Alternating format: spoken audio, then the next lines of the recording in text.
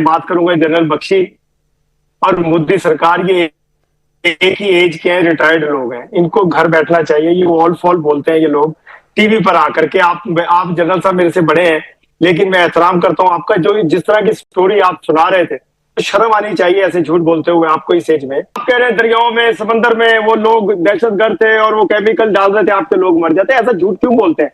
एक कार धमाका आपकी सरकार ने करवाया, पहलगाम में लोग मरवाए कश्मीरी।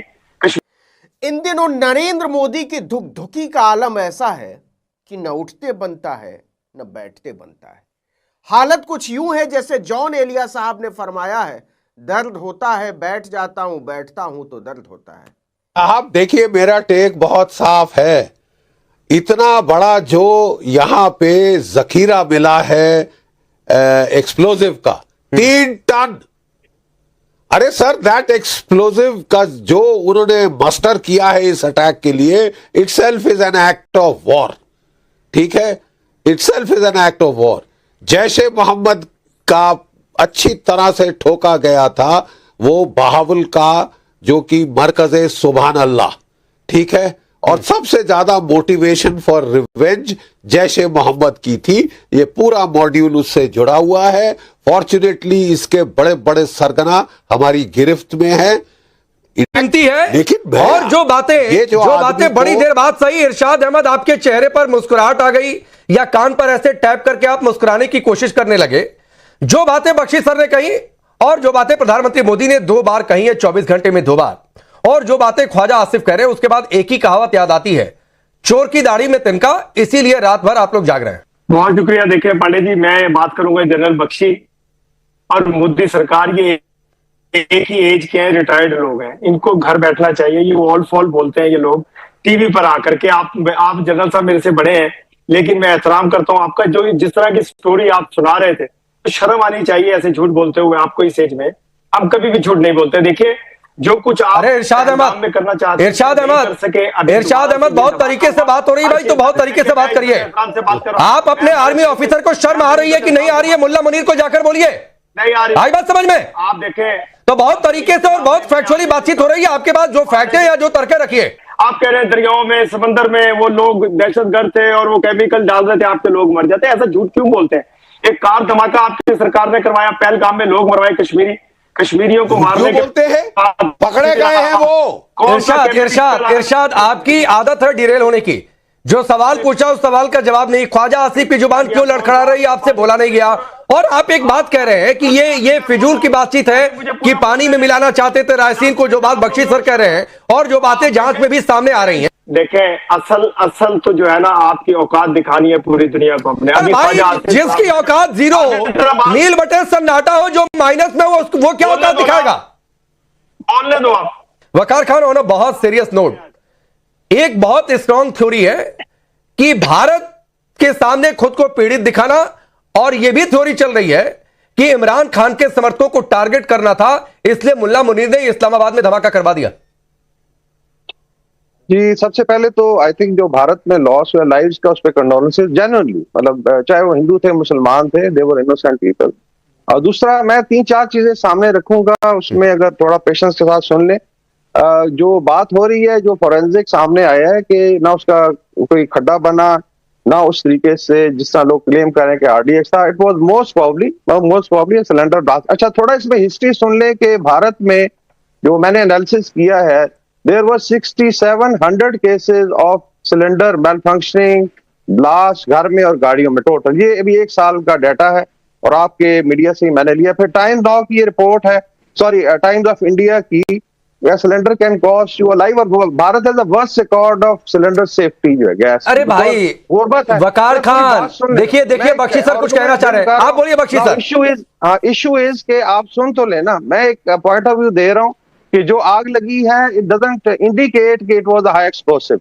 दूसरा, आप अमोनियम नाइट्रेट की बात कर रहे हैं, इट्स बेसिकली यूरिया। और आपका एवरेज किसान जो है, it uses I think more than 3 ton every year. For god sake, मुसलमानों को आप इंप्लीकेट करके you trying to build up. अरे वकार खान, मैं यही कहता हूं सर, पूरे पाकिस्तान में कॉमन सेंस की कमी है। वकार खान, पूरे पाकिस्तान में कॉमन सेंस की कमी है।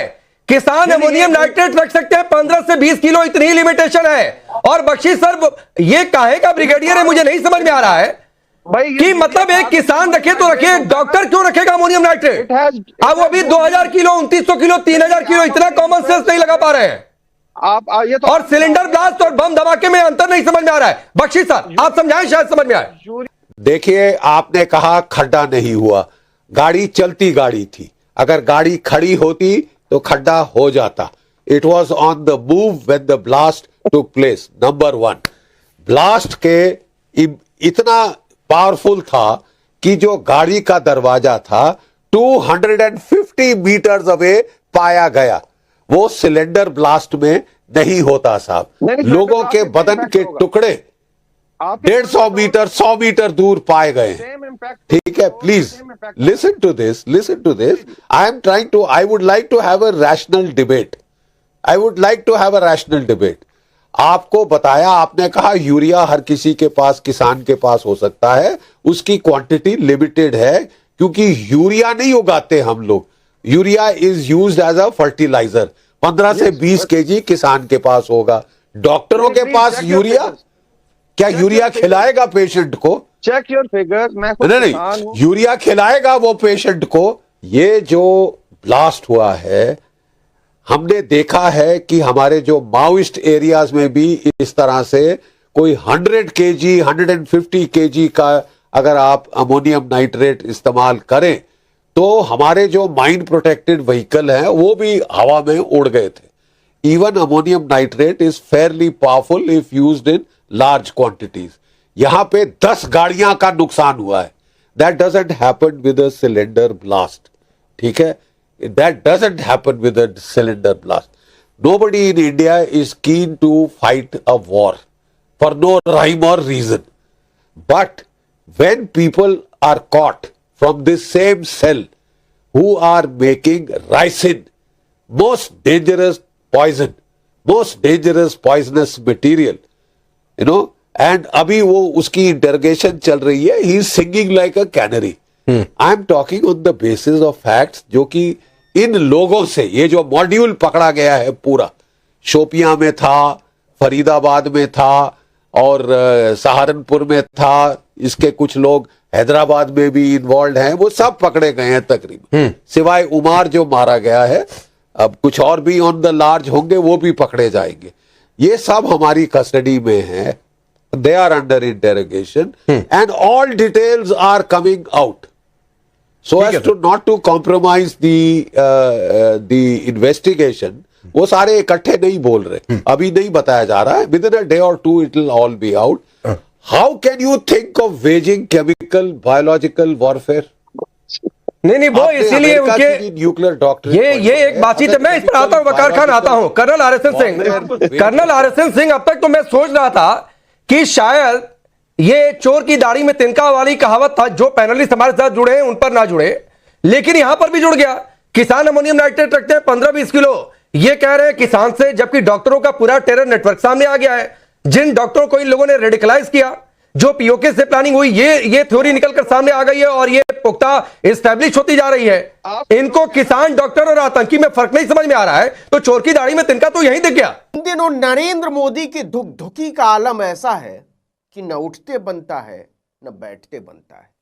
हालत कुछ यूं है जैसे जॉन एलिया साहब ने फरमाया है, दर्द होता है बैठ जाता हूं, बैठता हूं तो दर्द होता है। बिहार चुनाव के नतीजों से पहले ही वजीर आजम जनाब नरेंद्र मोदी की हालत बिल्कुल ऐसी ही है।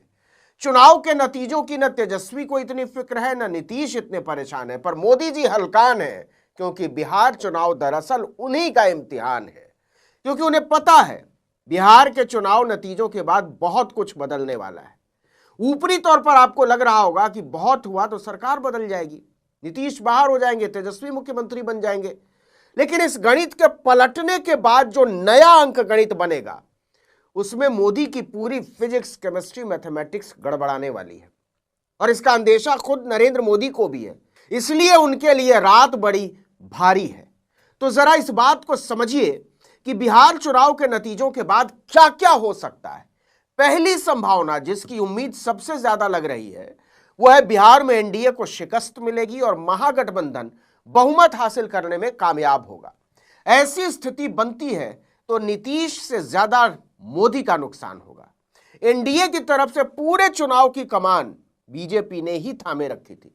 शुरू से ही नीतीश को साइडलाइन कर दिया गया था। तो अगर एनडीए सत्ता से बाहर हुआ तो बिहार में यह नीतीश की नहीं बल्कि नरेंद्र मोदी की व्यक्तिगत हार होगी, अकेले नरेंद्र मोदी की। वो इसका ठीकरा चिराग पासवान, उपेंद्र कुशवाहा और जीतन राम मांझी नहीं, अपनी पार्टी के स्थानीय नेताओं के माथे पर भी नहीं फोड़ पाएंगे। बिहार में सीधे सीधे मोदी की साख को बट्टा लगेगा और इससे जो भूचाल आएगा उसमें केंद्र में एनडीए की गठबंधन सरकार में मोदी का हिलना तय है। मोदी के खिलाफ बीजेपी के अंदर ही जो आवाजें अमित शाह के डर के मारे शांत बैठी हुई हैं, वो सिर उठाने लगेंगी। और अगर कहीं ऐसी स्थिति में नीतीश गठबंधन से ही बाहर निकल गए, तब तो बिहार के साथ दिल्ली का खेल भी बदल जाएगा। सीधे कहें तो मोदी जी की उल्टी गिनती शुरू हो जाएगी। दूसरी संभावना बनती है कि एनडीए को बहुमत मिल जाए, लेकिन ऐसी स्थिति में भी मोदी के सामने चुनौतियां कम नहीं होंगी। पहली लड़ाई तो कुर्सी को लेकर होगी, मुख्यमंत्री कौन। बीजेपी कह चुकी है और कई बार कह चुकी है कि मुख्यमंत्री का चुनाव विधायक दल की बैठक में होगा। इसका सीधा मतलब है कि वो इस बार एनडीए की जीत पर भी नीतीश कुमार को मुख्यमंत्री बनते नहीं देखना चाहती। मोदी शाह का सपना है कि वो बिहार में बीजेपी का मुख्यमंत्री बनवाए। अगर ऐसी स्थिति आती है तो नीतीश कुमार एनडीए का साथ छोड़कर एक बार फिर महागठबंधन के साथ जा सकते हैं। लालू तैयार बैठे हैं। नीतीश के नाम पर महागठबंधन में किसी को कोई दिक्कत नहीं है। ऐसा हुआ तो फिर से पूरा समीकरण पलट जाएगा, क्योंकि एनडीए का साथ छोड़ने का मतलब होगा केंद्र सरकार से भी जेडीयू के समर्थन का खत्म होना। फिर तो दिल्ली में मोदी की सल्तनत ही हिल जाएगी। नीतीश कुमार एक बार फिर से विपक्ष को एकजुट करने की मुहिम में लग सकते हैं और इस बार उन्हें ज्यादा मुश्किल भी नहीं होगी। सिर्फ चंद्रबाबू नायडू को तैयार करना है और इसमें ज्यादा परेशानी वाली बात नीतीश के लिए नहीं है, क्योंकि मोदी के तौर तरीकों से वो तंग आ चुके हैं।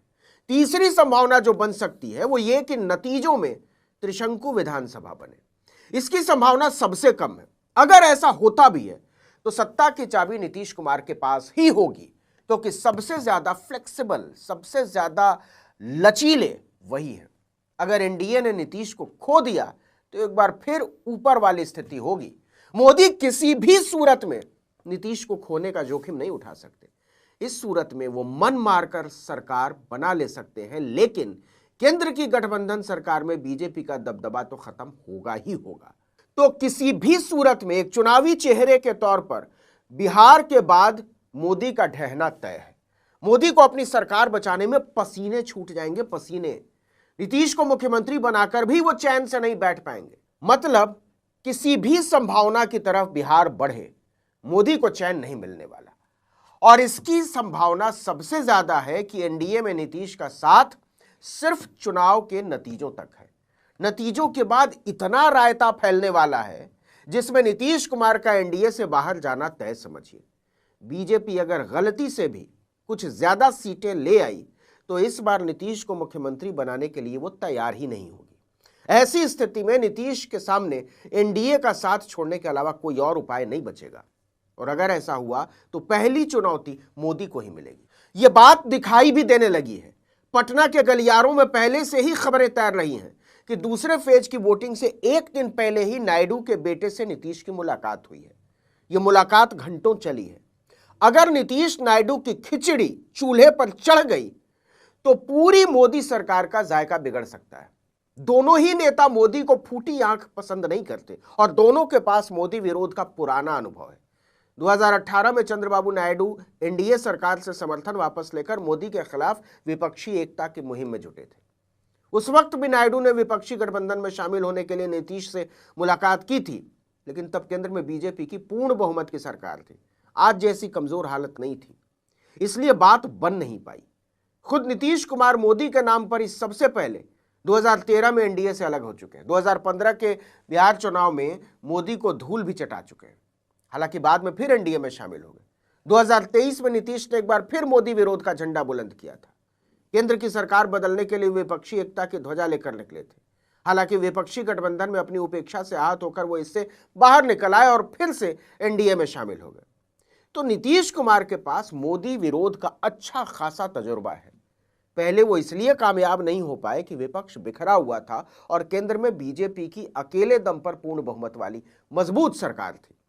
आज बीजेपी केंद्र में केवल नीतीश और नायडू के भरोसे सरकार चला रही है, और नीतीश और नायडू अगर मिल गए तो मोदी सरकार के दिन गिनती के रह जाएंगे। जरा इसको समझ लीजिए। बीजेपी के पास लोकसभा की 242 सीटें, बहुमत के आंकड़े से करीब 30 सीटें कम। पूरे एनडीए की सरकार चलाने के लिए चंद्रबाबू नायडू की टीडीपी के 16 और नीतीश कुमार के 12 सांसद समर्थन दे रहे हैं। इसमें चिराग पासवान की एलजेपी के भी 5 सांसद हैं। इस तरह से एनडीए के पास कुल 292 सांसदों का समर्थन है। अगर नीतीश नायडू की जोड़ी मिल गई और उन्होंने सरकार से समर्थन वापस ले लिया तो मोदी सरकार अल्पमत में आ जाएगी। अगर दोनों नेता विपक्षी गठबंधन से मिलकर थोड़ा और जोर लगा दे तो पूरी की पूरी मोदी सरकार धराशायी कर सकते हैं। मोदी का तिलिस्म एक झटके में टूट जाएगा। इसीलिए बिहार चुनाव के नतीजों को लेकर मोदी इतने बेचैन हैं। असली अग्नि परीक्षा तो उन्हीं की होने वाली है। तेजस्वी और नीतीश की तो किसी भी सूरत में बल्ले बल्ले है। गिल्ली तो मोदी की अटकी है, अब उड़ी की तब उड़ी। नीतीश को मुख्यमंत्री बनाए तो मुश्किल, न बनाए तो और मुश्किल। बीजेपी के चौकड़ीबाज चाणक्य अमित शाह को बिहार ने चकरघिन्नी की तरह नचा दिया और अभी तो खेल शुरू हुआ है। जी दोस्तों, आपने देख ही लिया किस तरह गोदी मीडिया को पाकिस्तानी मेहमान ने जो उनके गोदी मीडिया के लाइव शो में बुलाए हो तो उन्होंने सही खरी खरी और उनका झूठ बेनकाब किया है। उन्होंने उनको बताया कि हाँ तुम्हारी सरकार झूठ बोलती है। उन्होंने पहलगाम हमला खुद करवा के पाकिस्तान के ऊपर लगाया कि दहशतगर्दी फैलाई। अभी कार में जो हमला हुआ वो भी उनका यही था कि इलेक्शन से पहले ये करवाया जाए, फिर वो अपनी जीत के लिए कर रहे हैं। लेकिन सही खरी खरी सुनाई, वो बख्शी की तो बोलते ही बंद कर दिए, उनको तो इस तरह जलील किया है। आज के लिए इतने। आपने कमेंट करके ज़रूर अपनी राय देनी है कि क्या ये इनके साथ इसी तरह होना चाहिए, सही किया है या नहीं। इंशाल्लाह मिलते हैं किसी और वीडियो में, तब तक के लिए अल्लाह नेगबान।